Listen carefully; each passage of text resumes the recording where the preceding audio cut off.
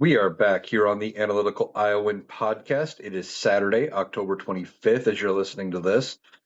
And it doesn't appear like there's going to be any end in sight in this government shutdown. Now, effectively, Mike Johnson has ended the House of Representatives yet again. He is basically saying, we don't want to do any work. They are not going to be in all of next week. He's canceled all votes again. This is another week of getting nothing done. But that doesn't mean certain things aren't still happening. Now, with this government shutdown, we are dealing with two main sticking points between Democrats and Republicans. And I think once Republicans start to negotiate, it wouldn't surprise me if Democrats try to get other things in these negotiations. But it's got to get to the point where Republicans are feeling the pressure and actually negotiating. The two things they want right now are an extension of the Affordable Care Act subsidies that are set to expire at the end of the year. Now, this is important because without those subsidies, people's health care is going to go up. Even some Republicans are saying we've got to do something, but they stop short of saying we have to do it as part of funding the government and reopening the government. People like Marjorie Taylor Greene, when she starts sounding like the voice of reason, the Republicans know they've got a problem, or at least they should know. Don't know if they've actually figured that out yet. Beyond that, Democrats want to return or a delay of enforcing the cuts from the One Big Beautiful Bill into Medicaid. And unfortunately, this is going to hit red states a lot harder than it's going to hit blue states because blue states are donor states typically, which means they give more money in federal dollars than they get back. So they have the resources available to offset the lapse if there is government lapse. And maybe you wouldn't even notice if you're in a blue state uh, that there was a funding gap in Medicaid because they may just pick it up on state level with state tax money. But those are the two things Democrats want from Republicans right now, and they're not negotiating. Now, way back in September, almost a month ago, maybe a little over a month ago, they passed a continuing resolution in the House of Representatives. And that continuing resolution said we'll just fund the government through November 17th, 21st, something like that, at current levels. And Democrats said, no, we're not going to pass that. Now, in the past, they had agreed to do that. We were facing a funding deadline in March. And Democrats said, okay, we will fund the government till the end of the fiscal year, September 30th, at current levels. But lo and behold, Republicans didn't hold good to their word. We should be used to this by now. Republicans renege on a whole bunch of stuff. And what happened? Well, they passed the One Big Beautiful Bill that had a bunch of spending cuts and a bunch of things that are changed now, including starting first of the year. There's going to be additional work requirements, etc., to receive government assistance, which was unnecessary. But it's all about cruelty and trying to prove that the people who are receiving those benefits don't actually deserve them. And Republicans don't really care if people eat or if they can afford their health care. But when it comes down to it, Democrats hold the upper hand in this shutdown fight.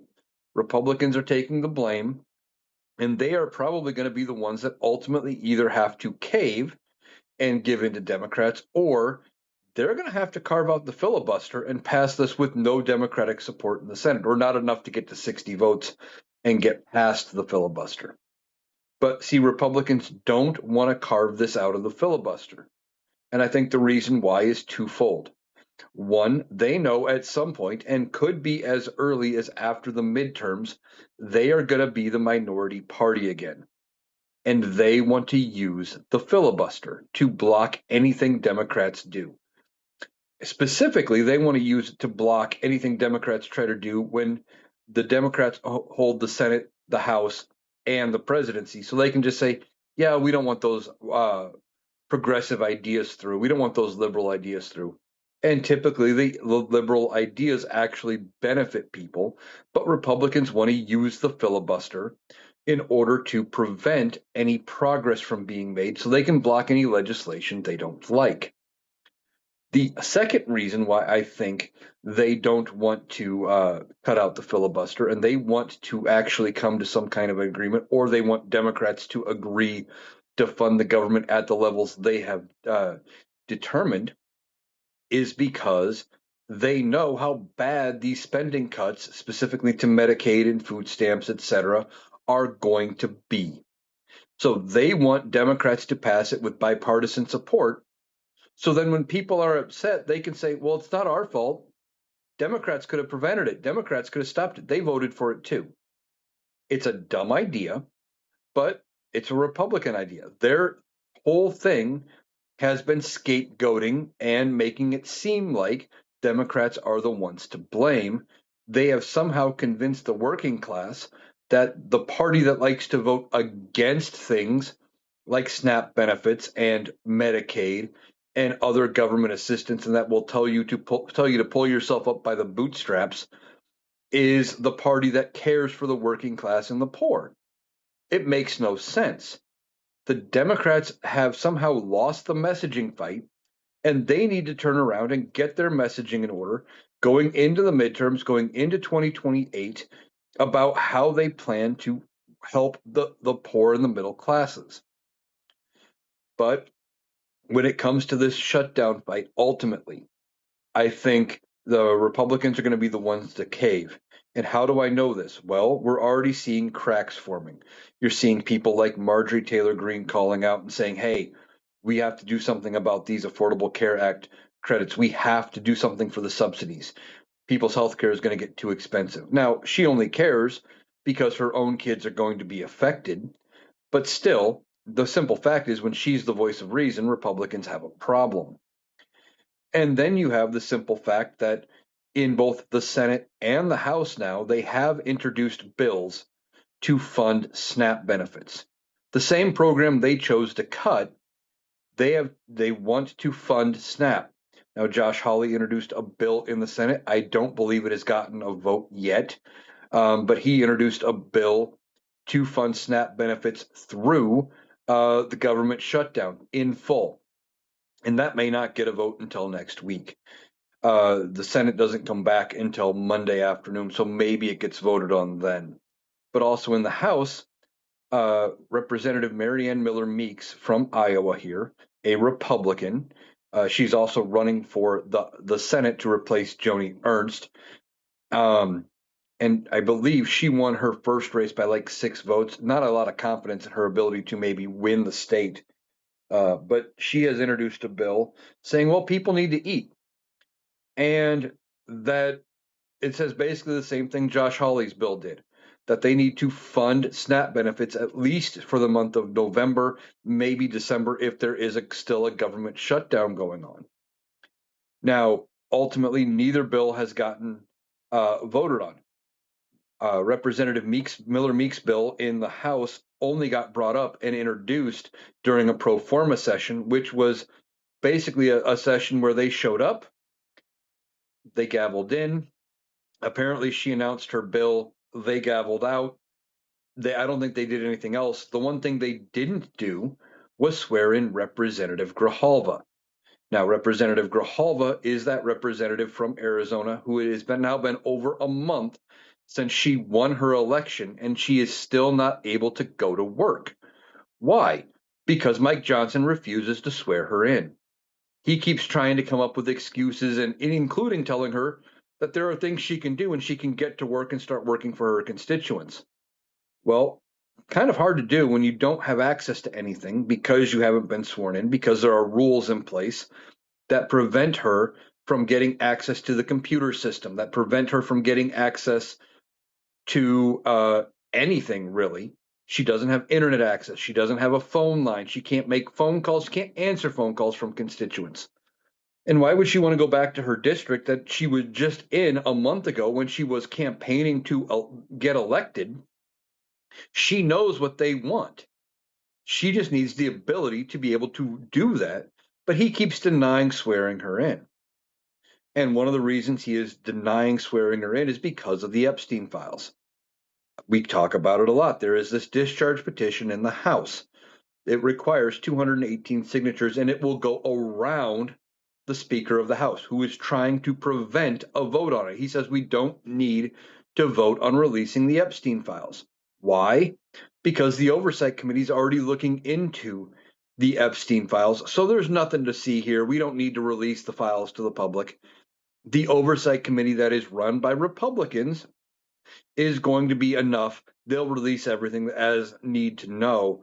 But when Democrats that are on that committee leak things out to or share things with the public, they get bent out of shape. Well, that's not the right way to do it, and we should go through the proper channels through the oversight committee, et cetera. Don't just share things with the public, which leads me to believe that the oversight committee is not going to fully share everything when it comes to the Epstein files if they were given their way, which is why we need this vote.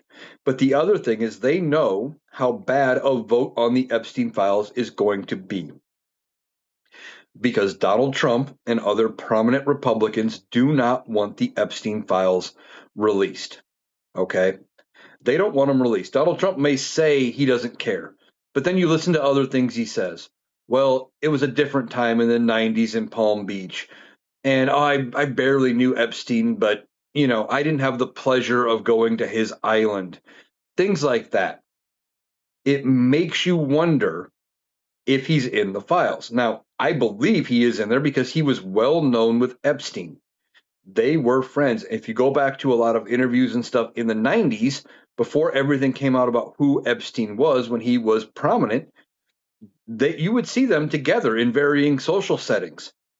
This wasn't a startling revelation, but Donald Trump is trying to do what he likes to do, which is rewrite history in order to make it seem like he never knew Epstein. And he doesn't want the files released because I guarantee you his name is all over them.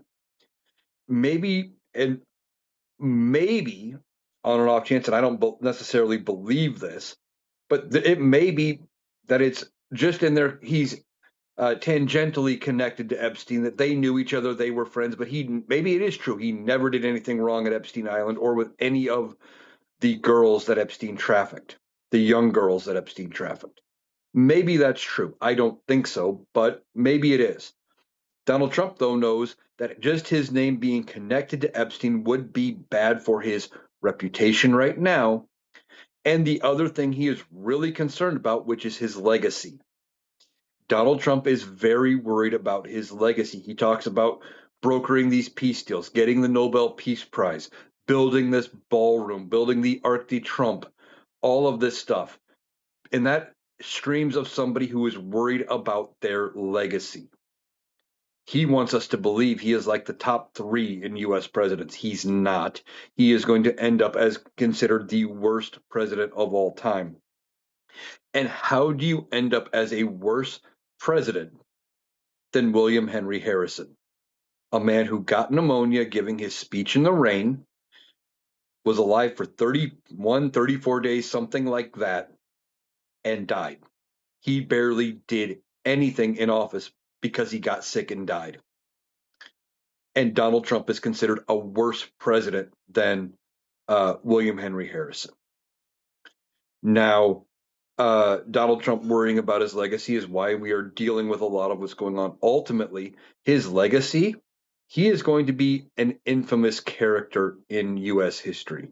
His name is going to go down with the likes of John Wilkes Booth, Lee Harvey Oswald, Benedict Arnold, I would say Richard Nixon, but Richard Nixon was able to, rebuild and rebrand. Donald Trump will not be. When Nixon left the White House in disgrace when he resigned, he was able to kind of slink off to California, and then he laid low, and then he was able to kind of rebuild himself toward the end of his life as an elder statesman and rebranded. Donald Trump is not smart enough to do that, nor is his narcissistic tendencies going to allow him to do that. He would never resign, which he probably should do because of his health, because of how bad it is, and because there should be pressure coming from Republicans to force him to resign. But he would never, because his ego wouldn't allow it. He would view himself as a loser, and he can't have that. He's got to be the winner. He's got to be the best. So Donald Trump is worried about his legacy, and it's not going to be a good legacy for Donald Trump. And that's why he's doing some of what he's doing. Now, he is taking full advantage during this government shutdown. That's why he is doing things like, tearing out the East Wing. And it sounds like the entirety of the East Wing is going to be demolished to make way for this ballroom, this gaudy, unnecessary 90,000 square foot, bigger than the existing White House ballroom that nobody wanted. In fact, I don't believe Donald Trump even campaigned on doing it. Now, the yes, the president does have some ability to redecorate the White House and renovate the White House, but not to the level of what Donald Trump is doing. Now, I could be wrong, but I am fairly certain when President Truman decided to gut and rebuild the White House, gut it down to bare studs and rebuild it from the bottom up, I do believe he had gone to Congress and gotten authorization for that. There is a committee called the Congressional Historic Planning Committee or something like that, that is set to look at historical buildings, to deal with how they plan to care for existing structure and build, while preserving the history, etc. And Donald Trump had said previously that they weren't going to tear down any of the East Wing, that they were only going to have to do a little bit to connect the two buildings. And now we see the East Wing itself is gone or going to be gone if it is not completely torn down already. And he's doing it because the committee that would be responsible for looking into any of this isn't there. They're shuttered because of the government shutdown. So they can't say or do anything to stop him. He knows Congress isn't doing anything, in part because the group that would be responsible for removing him, the House of Representatives, at least they would bring the charges to remove him in an impeachment. They're gone because his sycophant buddy Mike Johnson is refusing to bring them back. And ultimately, there's no pushback. So he's just getting away with doing whatever he wants. Now, I don't know if Donald Trump's health is going to make it to the end of his term. We've talked about that. Everything looks like Donald Trump is suffering from some very serious health concerns, some very serious health problems. And if he doesn't make it to the end of his term, what happens to the ballroom? That's going to be a major question. What happens to the ballroom next year after the midterms if Democrats do take control of the House and or the Senate? Can they do anything? Can they pass any legislation to prevent him from using funds to uh, build this ballroom? Maybe. I mean, if there's any government funds being used, you would think they would be able to pass a rescissions package like what Donald Trump and the Republicans did earlier this year and carved out a whole bunch of spending, and that they could potentially pass it. Problem is, Donald Trump would never sign it. So they would need enough Republicans to get in the way and or to jump ship and side with them so they could pass it around his veto. I don't know if that happens, but as public outcry and public sentiment, including among members of the Republican Party, go against building this ballroom, it is entirely possible that they try to do something like that. Now, Donald Trump is using to his full advantage the fact that Congress is shut down and saying, well, I get to do whatever I want.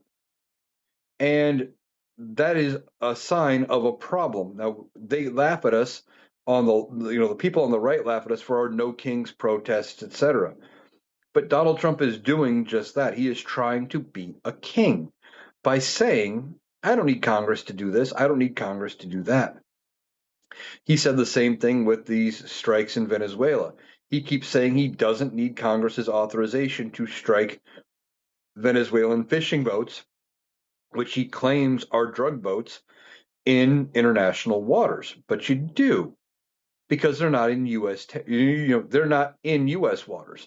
The correct procedure would be for him to let them get to the United States, have the Coast Guard meet him there, meet these boats, do a search, seize the contraband, and then prosecute criminally those people that are actually doing this. But there's been no proof, no evidence, just trust me that they are actually running drugs or other contraband. And now Donald Trump says, well, he may not need congressional authority to strike inland and land targets in Venezuela. But he also believes that if he does try to do it, that Congress may just back him up. Now, I don't know if Congress would. And what about Donald Trump being the president of peace? This doesn't sound very peaceful. For somebody who wanted the Nobel Peace Prize, he doesn't understand that these actions are the exact opposite of what that Peace Prize stands for. Now, there had been some reporting that I have not been able to fully confirm by decent sources that I trust. But there was some reporting, and if this is true, this is very startling, and congressional Republicans should be taking heed that a source close to Donald Trump is saying that Donald Trump would not ask Congress for permission to go to war with Venezuela until after he has the corpse of President Maduro in U.S. custody. Now, again, I have not been able to substantiate that as far as it being a legitimate news source that I trust, but I'm seeing some people that I do trust talk about it. Um, so makes me think maybe it's legit. It could be. If it is legit and he is saying things like that, that means he doesn't view Congress as a co-equal branch, which we've already known by how he acts. And he doesn't want congressional approval. He's going to do what he wants and then come say, well, I've already done this, so you might as well rubber stamp it anyway. That is a very scary thought from the sitting U.S. president that he doesn't think he needs congressional approval to take out the leader of another country. Now, that is something that Congress should sit up and take heed over, and they should do their job, hold congressional hearings, hold an investigation, an impeachment inquiry, and if it's true, they should do their job and remove him. Here's the problem. Right now, Republicans still think that if they remove Donald Trump, they have a worse chance of winning in the midterms. They haven't realized that by getting rid of Donald Trump, they may save themselves some seats in the midterms because everything Donald Trump is doing, for the most part, is not popular. He is wrecking the economy. He's causing people's health care to potentially go up because he's not there leading or negotiating about this government shutdown. In fact, with the government shutdown, he's off on a trip to Asia. So he's abdicating any sort of responsibility when it comes to this government shutdown and just tells John Thune and Senate Republicans, get it passed without Democratic support. Don't cave on anything because he thinks it would make him look weak. And Donald Trump, Republicans should take heed and notice that if they continue backing Donald Trump, it is going to cost them in the midterms. They could lose the House by 40 to 50 seats, even with their redistricting. And if they lose the House by 40 to 50 seats, it could set up where they don't get the House back for 6 to 8 years minimum, because that is a huge margin. And the last time they were only able to gain like 4 seats in the House, 3 seats in the House. They have one of the narrowest margins in the House of Representatives ever. They only kept the House by like 3 seats. And that's a problem for Republicans. They don't realize how much backing Donald Trump is going to hurt them. And if they continue to back him come the midterms, they're going to lose. Now, what good does flipping the House and maybe the Senate do in the midterms? And people ask me, what good would it do? Donald Trump is still president. Yes. But if you take out one of the chambers of Congress and you flip it to Democratic control, Nothing else Donald Trump wants to do will get done because everything would need Democratic support. Period. And while Donald Trump thinks he can strong arm the Republican Party, he probably isn't going to be able to strong arm the Democratic Party, specifically in the House of Representatives.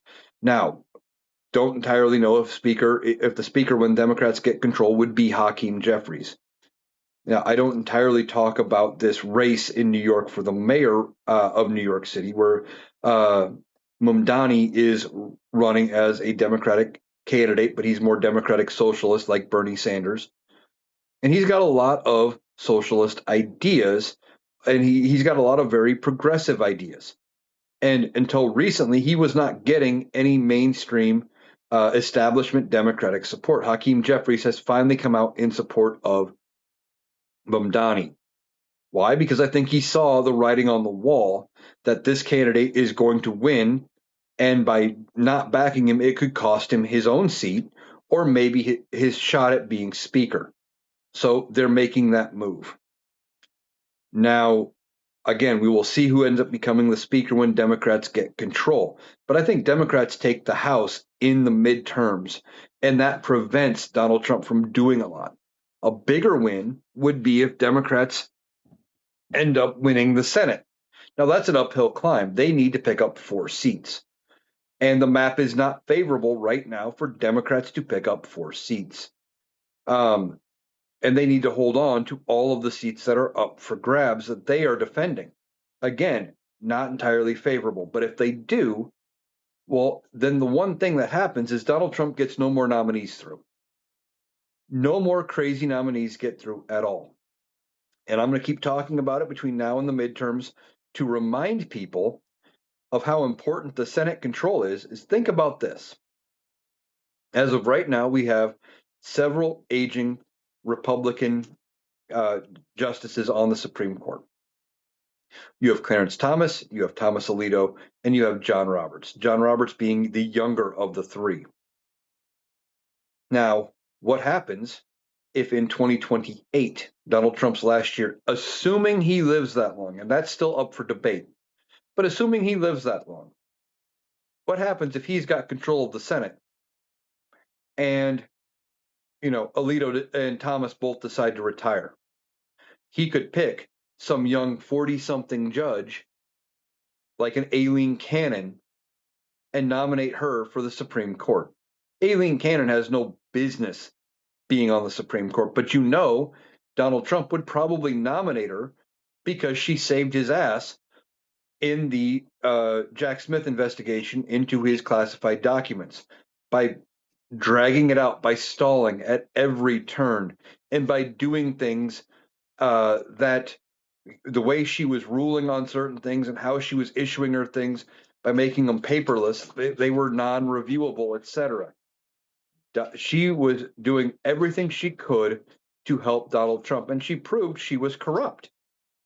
But Donald Trump would view that as, well, she's doing good things for me. I better reward her, and he may offer her a Supreme Court seat should one become available. And that's just one example of one judge that he may try to promote. Now, what could happen if the Democrats control the House or the Senate in 2028? And they have a situation like what happened with Anton Scalia. Anton Scalia in 2016 died unexpectedly. And Anton Scalia, when he died, created a vacancy in February of 2016. Mitch McConnell, the Senate majority leader at the time, a Republican, said, hey, that's too close to the election. The people need to have a voice in who is going to be on their Supreme Court. And he kept the seat open until after Donald Trump was inaugurated as the winner of the 2016 election. Now, Democrats could potentially do the exact same thing. And just watch if they try, watch the Republicans scream foul for them pulling the same stunt. Republicans would be pissed if Democrats decided to just hold off and not um, put in a Supreme Court justice that was appointed by Donald Trump. And that is something that maybe needs to be looked at down the road, and that maybe that is something that needs to change. Set some guidelines as far as what date or when is too close to the election, where you allow the next president to make that pick, or because if you think about it, Mitch McConnell was entirely wrong because he said, well, the people need to have a say, but yet they elected Barack Obama in 2012 to be president for 4 full years, for 4 full years, which means he didn't leave office until January 20th, 2017. So it was his purview to make that selection. So those are some reasons as to why the midterms are important and why the Democrats need to fight like hell to gain control of the House and the Senate. Now, some of you are probably asking, well, what could we have done to prevent this? And the obvious answer is elect Kamala Harris. I'm sorry, but that is the answer. She was the candidate. And you're going to hear a whole bunch of excuses as to why people didn't want to vote for Kamala Harris. They point at Israel and Hamas, the war in Gaza going on, and how Joe Biden wasn't doing enough to stop it. But Joe Biden was giving humanitarian aid to both sides. He was backing our ally in Israel, but he was giving humanitarian aid to both sides, and he was trying to get a peaceful resolution. Donald Trump really hasn't gotten that peaceful resolution because even though there is supposedly a ceasefire, well, the ceasefire has been broken several times. Numerous times they thought they had a ceasefire in the past, it was broken. So, Donald Trump hasn't done any better. But they had issues with her in Gaza. And there were other issues where they complained about her connection to Joe Biden and Joe Biden's policies. Well, she's not Joe Biden. She was the sitting vice president. And the vice president doesn't have nearly the control over policy as some people seem to think. The vice president has 3 jobs as vice president, realistically. One, be the president of the Senate and preside over the Senate and break ties, which she did a lot. I think she holds the record for most tie-breaking votes right now. 2, her job is to assume the roles of the president should the president become incapacitated or die in office. 3, inform Congress when the president is incapable of performing the role of president by using the 25th Amendment. Now, some people think she should have done that, but there was no evidence that Joe Biden was actually impaired. Some people point at his stutter, and a lot of the clips where it looks like he is having problems were taken either out of context because Republicans love to do that, or they were clipped. Like there was a clip of him talking to somebody at, I believe it was a cemetery in Normandy, I believe. I know it was a cemetery in Europe for, I think it was a D-Day celebration. And if you look from one angle, specifically Fox News, it looks like he's turned talking to nobody and that he's just standing there looking the wrong way, talking to nobody. But if you see the view from a different news source, you see the truth, which was there was somebody there he was conversing with. So he wasn't talking to nobody, but they made it look like he was senile and feeble and all of these things. Okay, and then beyond that, you had people saying, well, there was no Democratic primary, but there was. There were 2 Democratic challengers to Joe Biden. R.F. Kennedy Jr. originally started as a Democrat, then after like 3 primaries where he was only getting like 1% of the vote, he dropped out and he was going to run as a Republican. Then he decided to run as an independent. And then I believe it was Marianne Williamson, but she also was only getting a couple percent of the vote. She was not a serious contender. There was nobody. And what is Kamala Harris supposed to do? Run in a primary against the co-person on her ticket? Of course not. There was a primary. and you voted for Joe Biden in that primary, for those that actually voted. Now, here's the thing, when it comes to that primary, you were voting for the Biden-Harris ticket because Biden was going to run with Kamala Harris. And I have said this to everybody who has an issue with Kamala Harris taking up the mantle and running when Joe Biden decided he was not going to seek reelection. Would you have been saying the same thing if instead of just saying, I'm not running for reelection, if Joe Biden had died and she had become president that day? Everything else being pretty much the same. He still had the bad debate. He still did all of that. But instead of him resigning that day, if he would have passed away and Kamala Harris would have had to become president, would you have said the same thing about there being no primary, et cetera? Of course not, because then she would have been in the role of president. She would have been the incumbent. It would have made sense for her to run. It made sense for Kamala Harris to run. Now, there may be all kinds of issues with this election. And I don't want to go down the rabbit hole of conspiracy theories, but there are districts where it looks like Kamala Harris got 0 votes, which seems weird. She should have at least gotten a couple, especially in districts that were previously closer to 50-50. And some areas that were predominantly Democrat for like 20 years and didn't vote for Donald Trump in the previous 2 elections did go to Donald Trump. And it makes you question it. Now, if evidence comes out and shows that there was something fishy, then I will go down those rabbit holes and talk about there being something fishy. All right. But Kamala Harris was the choice. She was the way forward in that position. There wasn't enough time to hold a full set of primaries. Who was going to pay for primaries? And they had to have everything done in like 10 days. There wasn't anybody else to run. She was the candidate. We needed to make sure she got elected, and we wouldn't be in this mess. I guarantee you, if Kamala Harris had been president, the East Wing wouldn't be demolished. We wouldn't be staring at the brink of war with Venezuela. There wouldn't be the tariff problem. None of that bullshit would have happened. The economy would be doing a lot better. But we voted in Donald Trump, so now we have to deal with the bullshit coming out of this administration. Donald Trump is just doing things. He wants to his way. He's worried about his legacy. And ultimately, I think his legacy is going to be one of a failed president. I mean, we're seeing a bunch of that as it is.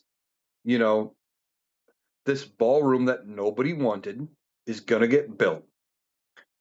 And that is probably going to be the crowning achievement for him in this term, that he built a ballroom that nobody wanted. He's not getting anything done. He's not doing anything of substance. He's pointing at certain issues and he's getting minor victories. And he's he's shouting to high heaven about how great he is and about all of the things he's doing and all of the winning he's doing. The one thing Donald Trump has always been good at has been self-promotion. And that's kind of where we're at now. Donald Trump likes to self-promote. Now, we are hearing that some mysterious donor has offered the Department of Defense, because I refuse to call it the Department of War, until such time as Congress passes the name change, because it will require Congress. Donald Trump can rename things all he wants or say this is the new name, but it doesn't matter. It's the Department of Defense. And again, he wants to rename it the Department of War, but he wants to be seen as a peaceful person for a peace prize. Makes no sense to me. But anyway, an anonymous donor who Donald Trump supposedly knows, but he won't say who. He won't admit who this donor is unless the donor tells him he has offered $130 million to the Department of Defense, and the Department of Defense has acknowledged the gift and has said that the money is supposed to be used to make payroll and pay the troops the second check that they are due here at the end of the month. Now, I have not heard any definitive answers that the military was actually paid on the 15th. I've heard rumors and things out of this administration, but I haven't seen anything from people I would trust. Because if Donald Trump or Pete Hegseth say it, I have no reason to believe, for as much as those two people lie, that um, it's true that they found a way to make payroll by moving research and development money around back on the 15th. So if somebody's out there in the audience, if you are in the military or you know somebody in the military and knows for sure whether they got paid or not, I would love to hear that because that changes things. But now, supposedly, he gets this $130 million gift. Won't say who it's from. It's all cloak and dagger, but now they're going to use it to make payroll. Seems very suspicious. Ultimately, Congress is probably going to have to get involved, or they should get involved. But again, you've got Speaker Mike Johnson, who should be involved in this, is saying, well, we don't have to be around. We'll come back later. It's not a big deal. So they're not doing their job when it comes to oversight and making sure Donald Trump does the things he's supposed to do the way he's supposed to do them. And they're letting him get away with this. Now, this $130 million gift, why do we need to know who the donor is? I can think of a reason. What if it's a foreign country, an adversarial foreign country? Say Russia. What if Russia gives us a $130 million gift in order to pay the military? Question: what do they want in return? What do they want us to do? Are they going to want to back off of sanctions? Are they going to want us to back off giving aid to Ukraine? Are they going to expect us to help them in the war in Ukraine, maybe sell them weaponry? You know, if it's a gift from Russia, that it comes with strings. But Donald Trump doesn't care about that. This is what people like him do. He found a way to get a win and make it look better. Well, see, I was able to secure private funding to fund the military because our government shut down. I'm the hero. I'm the best. Look at me. It's all performance. Now, if it's a private entity, what if it's Elon Musk? But what does he want in return? Is it a defense contract? Is it more contracts for Starlink or something else? Maybe SpaceX contracts? Those kind of things? That's why there needs to be transparency, and Congress needs to do its job and open investigations into this. Now, there will ultimately be investigations when Democrats have control of the House again. But by that point, I'm not going to say it's too little too late because finding out the truth is always important.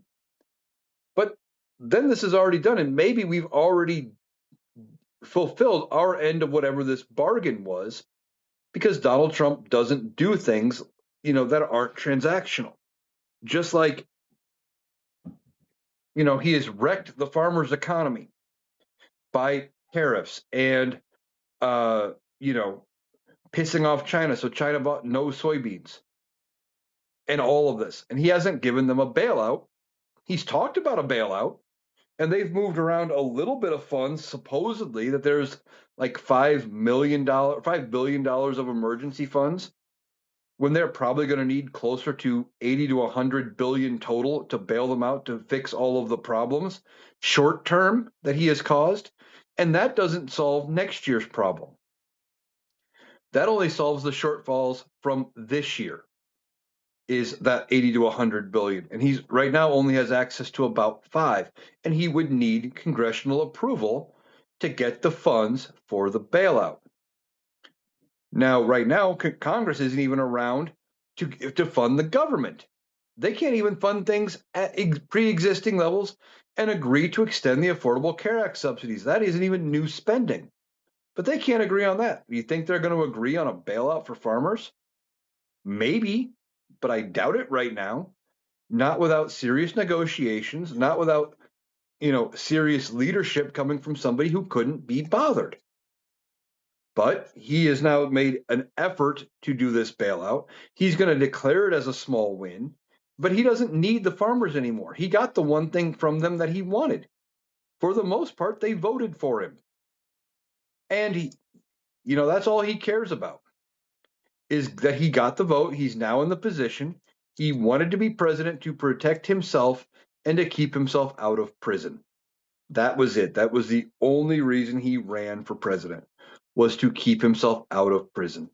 If he hadn't won, the criminal cases against him would have probably concluded, or they'd be ongoing right now, and we'd be talking about that instead of the damage that he is doing to the economy, the damage he is doing to this country, the fact that he ripped out the East Wing of the White House. And we are hearing, at least according to some people who have looked at the satellite images, that as he tore out the East Wing of the White House to build this ballroom, that several trees that have been there for years have been ripped out, cut down to make way for the ballroom. One that was planted by the wife of former President Harding, which I think he was, I had to stop and think where he was at. 1920s, I think. I think he was before Hoover. Anyway, been there a long time. The other one was planted by Eleanor Roosevelt. Again, gone. And another tree that apparently was gone was one that was planted by Jill Biden. Now, that one not nearly as historical, not nearly as, I don't want to say less significant, but to Donald Trump, he doesn't care. It's part of the Biden legacy. He wants to get rid of it. So these trees get torn down, cut down, with no intention probably to replace them or to grow a new tree from a seed from the old one or anything like that. I don't believe they have been, carefully, dug out so they could be replanted somewhere. Because look at how they are tearing down the East Wing. They're just taking a backhoe to it. This is not somebody who is caring about how they actually do something. They are doing it for shock and awe in part.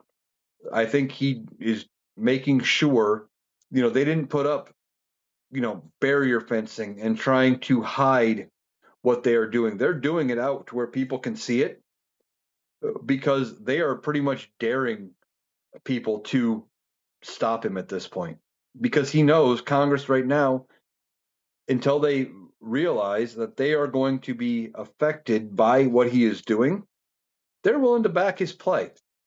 And he is just doing whatever he wants because he's a toddler and he doesn't actually have any sort of real plan when it comes to what he's doing. He just wants what he wants.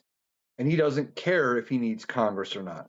He doesn't care because right now he has surrounded himself with nothing but yes men and yes women because all they do is tell him he can do whatever he wants, tell him he's a genius, and make it seem like he's the greatest, at least to him, and that's all he cares about. Now, Steve Bannon, that far right podcaster who was an advisor to Donald Trump, who went to prison for Donald Trump, was talking, I believe, on his own podcast. Maybe he was doing an interview, I'm not sure. But I've seen the clip going around where he talks about how Donald Trump will have a third term, that he will be the president after 2028. And I don't know where he is getting his information, but he's just flat out wrong. First of all, Donald Trump, I don't think is healthy enough. If you look at everything going on, the fact that we see images of him numerous times in public, dozing off in public, having to jolt himself awake, looking like when he gets bored, he just kind of drifts off. He fell asleep during his own criminal trial. Those kind of things. And then you add in the fact that we've seen images of his face drooping and he slurs his speech really bad. And he forgets who he's talking to, doesn't seem to know about anything that's really going on, has to be asked numerous times, and then just seems forgetful. Said things like, well, I'm going to Russia when he was actually going to Alaska. He is showing signs of dementia. And he talks about taking the Montreal Cognitive Test. That is not a standardized test that you just give to somebody of his age. You don't give that test unless you are questioning whether or not they have issues. Now, when you're dealing with a narcissist like Donald Trump, you know, you would tell him, oh, you did great, you aced it. When that is not really what the Montreal Cognitive Test is about. It is about, charting trends. You have him take it in April. He takes it in October. He might take it next February. And you go from point to point to point and you see, what kind of a decline there is from here to there. And you see where their cognitive function is. That's all it is. But Donald Trump thinks it's like some standardized test and that he aced. Except we know, based on people who have gone to school with him back when he went to college and high school, etc., that he wasn't a good student. So him acing a test by itself is just a bogus idea anyway. But Steve Bannon says Donald Trump is definitely going to have a third term. I don't think his health is going to hold up. We were just talking about his cognitive issues, etc. Then you look at the fact that he is not in the greatest shape physically. He is not 6'3" and 235 pounds like he likes to claim. He's probably closer to 5'10" and 300. And, he is in bad enough shape. A few weeks ago, there was a video circulating where he was out golfing with his granddaughter and he did something you're not supposed to do in golf. And he drove his golf cart across the putting green. Now, I'm not a golfer, and even I know you don't take your golf cart across the putting green. Those greens are meticulously manicured, etc., and they are not designed to handle the weight of a golf cart. But Donald Trump didn't even want to be bothered to get up and walk from the edge of the green, etc. He just had to drive right up there. And we see other issues. He's got the vein problem, the chronic venous insufficiency that they've at least told us about. And if they've told us about that, knowing how Donald Trump is about his health and trying to make us believe that he has the body of a god in all of this, if they are telling us that much, how bad is it really? Some people are speculating that he's getting routine blood transfusions because of the bruising on his hands. They always seem to show up around the same time every month, that it's like it's something standard that he is getting, which is entirely possible. I don't think he is well, and I don't know that he lives all the way to the end of his term. But then he said, Steve Bannon says, well, we have other things in the works, and he will definitely be there. Well, what other things, Steve Bannon? Because the 22nd Amendment says no person can be elected to the office of president more than twice. Now, some people are suggesting that he could run as, say, J.D. Vance's VP, and J.D. Vance could abdicate or resign, and Donald Trump would get another, term. Well, no, even if he could do that, he is not eligible for more than 2 years of J.D. Vance's term. So it wouldn't even give him a full term. It would give him at most 2 years.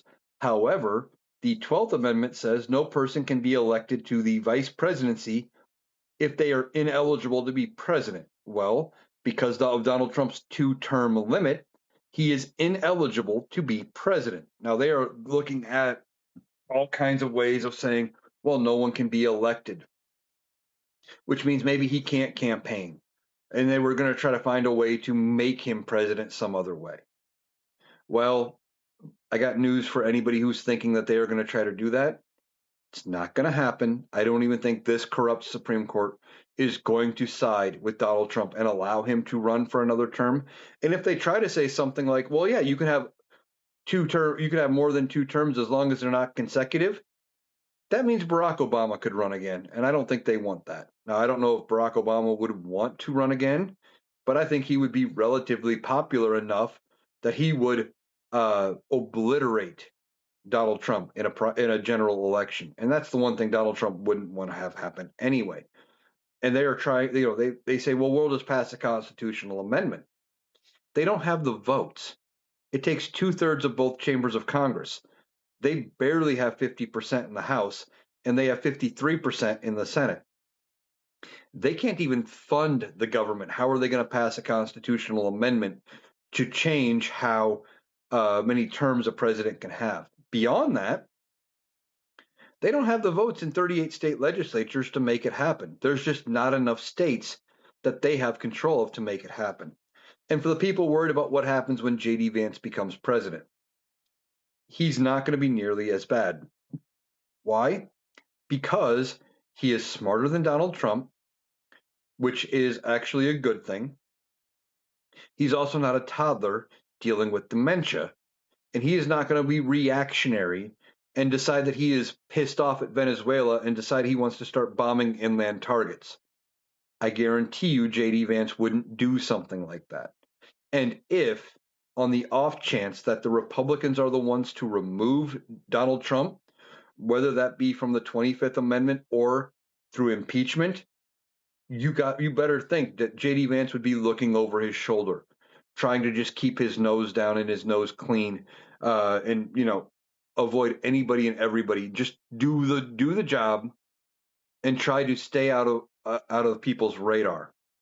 Now, they may have to end up removing Donald Trump or moving on to JD Vance ahead of the 28 general election because the Republican Party knows that if they don't do something, they have got to start seeing that they are in trouble if they stick with Donald Trump all the way to 28. Now, I don't think he's going to be healthy enough for the reasons we just talked about, and I don't know that he makes it to 28.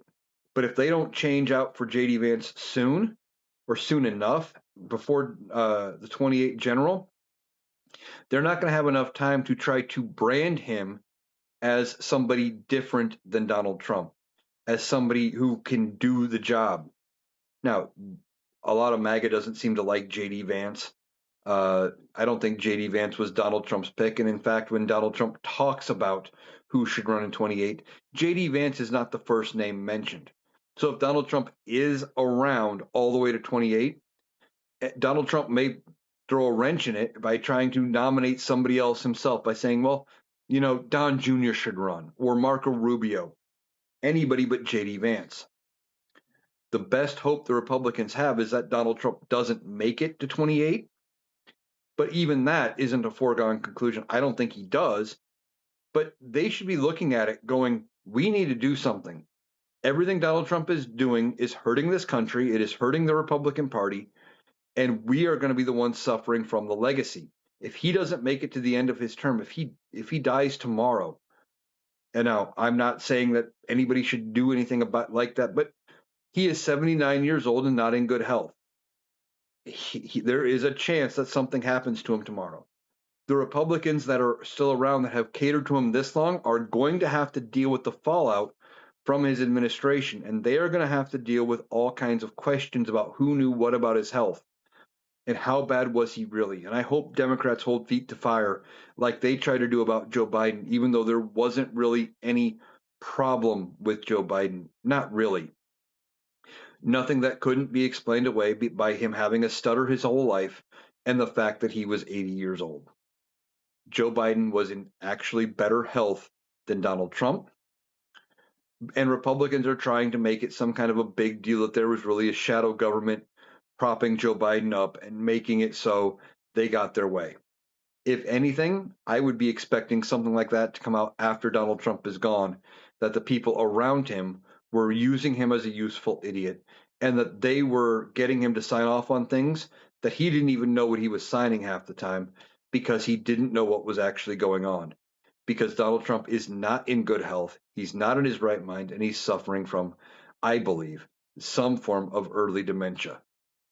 All right, that is everything I've got for you today. That'll do it for the Analytical Iowan podcast. I want to thank you for taking the time to join me today.